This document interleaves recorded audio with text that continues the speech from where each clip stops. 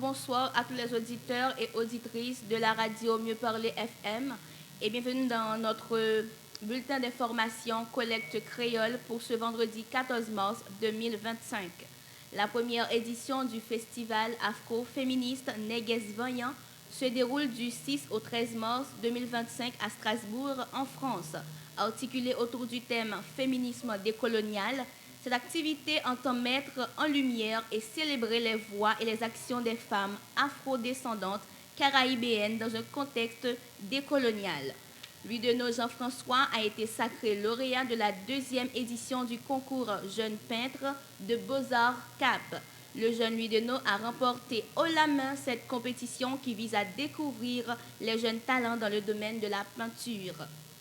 Antoine Ressigny Jean-Baptiste, plus connu sous le nom de Timano, demeure l'une des figures emblématiques de la musique haïtienne.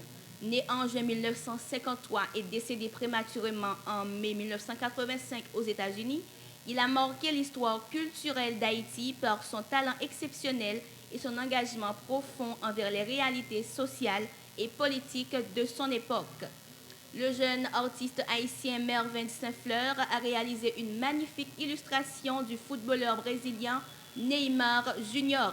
Cette œuvre a attiré l'attention du FC Barcelone qui a salué le talent hors pair de l'haïtien se distinguant dans le domaine artistique. En 2025, le musée Marseille propose une immersion de l'univers des arts forains.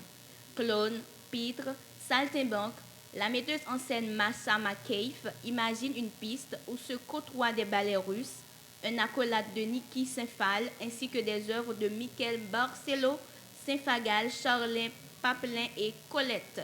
L'exposition inclut des prêts exceptionnels du musée Orsay, du centre Pompidou ou du musée Picasso. Mesdames, Messieurs, c'est ici que prend fin le bulletin d'information collecte créole pour aujourd'hui. Bonne journée, bonne soirée à tous et à toutes. À la prochaine.